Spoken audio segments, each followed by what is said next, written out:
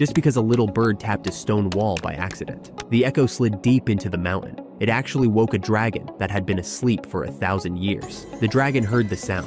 It thought someone was coming for its treasure. It snapped awake on the spot. This territory used to belong to the dwarves. Long ago, the dwarves used insane smelting and forging skills. They built a powerful kingdom right here. Deep in the palace, there were endless ores and jewels buried away. Day and night, the dwarves mined gold and turned it into masterpiece after masterpiece. But King Thror wasn't satisfied anymore. He wanted every last treasure buried in the lonely mountain. Then, one day, a miner saw a blinding light inside the rock. The legendary Heart of the Mountain got pulled out. Thror named it the Arkenstone and set it into his throne. From that moment on, it became the symbol of power and wealth. Word spread fast across Middle-earth. Even the Elven King got pulled in. He wanted to see the gem with his own eyes. But Thror was already possessed by greed.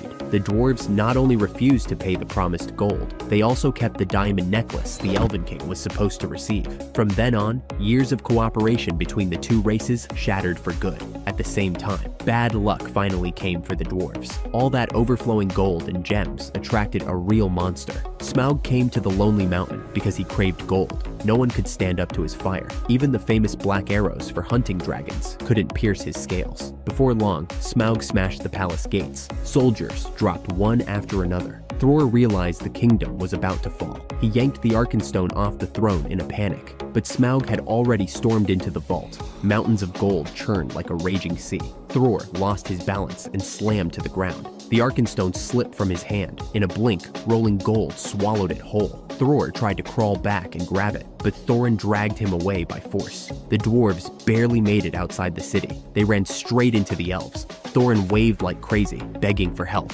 but the Elven King just watched coldly and gave nothing back. With their home gone, the dwarves could only wander. Thror decided to lead his people back to the dwarves' birthplace, but when they arrived, they found out. The mines had already been taken by savage orcs. A brutal fight exploded immediately. The exhausted dwarves couldn't handle the orcs' attacks. Before long, King Thror lost his head. The whole force lost command, and the formation collapsed. At the breaking point, Thror's grandson Thorin charged out. He fought Azog, the orc leader, all by himself. Even with a massive power gap, Thorin didn't back up once. Thorin grabbed an oak log off the ground as a shield. He kept absorbing Azog's heavy hits. Then, he caught an opening, one slash, and Thorin cut off Azog's arm. That moment lit a fire in every dwarf. They regrouped and finally pushed the orcs back. From then on, Thorin's name blew up, and people started calling him the new king. But the once massive dwarf army now had only 13 survivors left. They could only take the lowest jobs. They lived on pure hard labor. Decades later, the